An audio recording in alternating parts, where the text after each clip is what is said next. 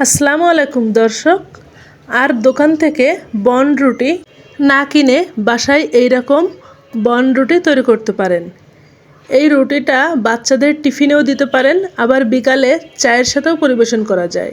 এই রুটিটা তেলে ভাজা রুটি, তবে এর ভেতরে তেল না চষায় এটা কিন্তু অনেক বেশি স্বাস্থ্যসম্মত, অনেক বেশি সফট। এই রুটিটা তৈরি করতে আমার যা যা লাগছে, প্রথমেই নিয়ে নিচ্ছি এখানে 1/4 কাপ পরিমাণ গরম পানি, খুব বেশি গরম না, উষ্ণ গরম।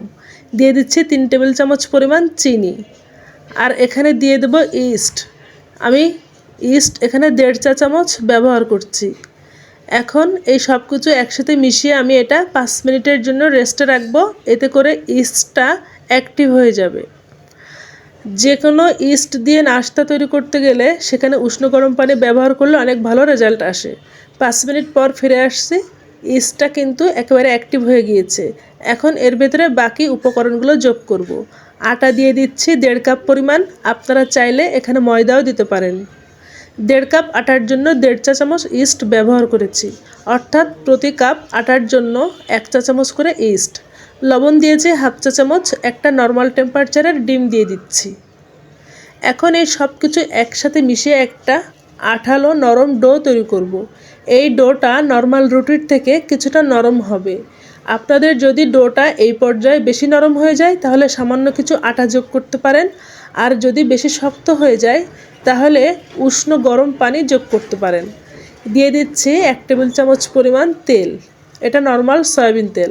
আমি খুব সফট করে ডোটা মথে নিয়েছি, লক্ষ্য করুন এইরকম সফট হয়েছে। এখন এই ডোটা আমি একটা গরম জায়গায় রেস্টে দিয়ে রাখবো 30 মিনিটের জন্য। এর উপরে একটু তেল হাত দিয়ে লাগিয়ে নিচ্ছি। আপনারা চেষ্টা করবেন রোদ অথবা চুলার পাশে, যেখানে মোটামুটি গরম আছে, এরকম জায়গায় 30 মিনিটের জন্য রেস্টে রাখার জন্য। আমি চুলার পাশে 30 মিনিট রেখে দিয়েছিলাম, ফিরে আসছি 30 মিনিট পর। লক্ষ্য করুন ডোটা কিন্তু একদম ডাবল হয়ে গিয়েছে এবং এর ভেতরে অনেক বেশি বাতাস ঢুকে এরকম ফুলে ফেপে উঠেছে, এই যে এইরকম।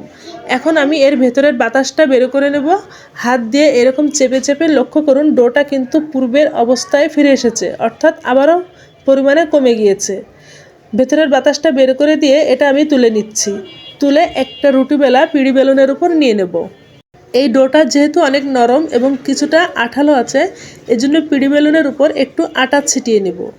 আটা ছিটিয়ে নিলে এটা স্টিকি হয়ে হাতের সাথে লেগে আসবে না। আমি আজকে মিনি বনরুটি তৈরি করব, অর্থাৎ যেহেতু ছোট ছোট সাইজের বনরুটি হবে, তাই এই আটাটা আমি একটু রোল করে নেব। এই পর্যায়ে আটাটা অনেক বেশি মথে নেওয়া যাবে না, জাস্ট রোল করে নেব হাত দিয়ে চেপে চেপে। আমি 2 ভাগ করে নিয়েছি, করে অর্ধেকটা দিয়ে এরকম চিকন রোল করে নিয়েছি। এরপর ছুরির সাহায্যে ছোট ছোট লেচি কেটে নিচ্ছি। আপনারা যতটুক সাইজের বানাতে চান ততটুক ছোট করে লেচি করবেন, তবে যতটুক লেচি করছি এটা কিন্তু ভাজার পর ডাবল হয়ে যাবে, সেদিকটা মাথায় রেখে তৈরি করতে হবে। আর লক্ষ্য করুন এক একটা লেচি নিয়ে আমি কিভাবে এই যে বনরুটিগুলো তৈরি করছি। আমি এক একটা লেচি নিয়ে একটা সাইড সমান রেখে বাকি সবগুলো সাইড একদিকে জড়ো করে নিচ্ছি। আপনারা ভিডিও খেয়াল করলেই বুঝবেন আমি কিভাবে তৈরি করছি। এরপর 2 হাতের তালুর সাহায্যে আমি কিছুটা গোলাকার শেপ দিয়ে নিচ্ছি, খুব বেশি চেপে চেপে না, আলতো করে ঘুরিয়ে নিচ্ছি। একইভাবে সবগুলো বনরুটি তৈরি করে নিব।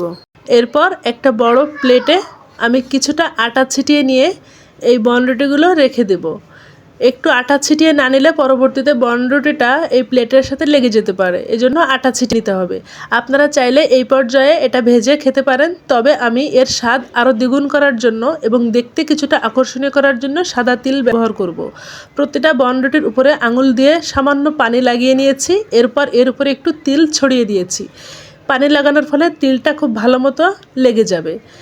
এখন আমি এগুলো তেলে ভেজে নেব। চুলায় একটি কড়াই দিয়ে দিয়েছি তেল, এবং তেলটা অল্প গরম আছে। হালকা গরম তেলে একে একে আমি বনরুটিগুলো দিয়ে দিচ্ছি। চুলার আঁচটা পুরাটা সময় লো আঁচে থাকবে, এবং এই বনরুটিগুলো একসাথে অনেক বেশি দেওয়া যাবে না, কারণ যতটুক এখন আছে সাইজে কিন্তু ফুলে ডাবল হয়ে যাবে, সেক্ষেত্রে অনেক বেশি চাপাচাপি হয়ে যাবে। আমি 2টা ব্যাচে সবগুলো বনরুটি ভেজে নিয়েছি।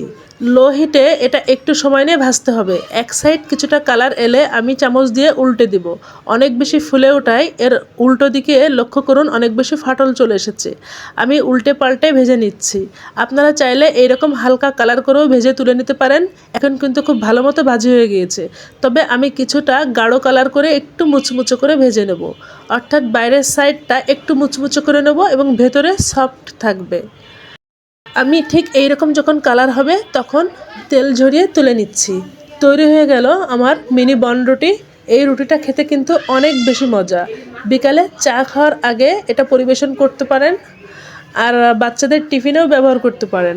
রেসিপিটি আপনাদের কেমন লেগেছে সেটা কমেন্টসে আমাকে জানাতে পারেন। আর ভালো লাগলে অবশ্যই বাসায় একদিন হলেও ট্রাই করবেন। লাইক, কমেন্টস, শেয়ার করে পাশে থাকবেন। আমি একটা বন রুটি ভেঙে শেয়ার করছি।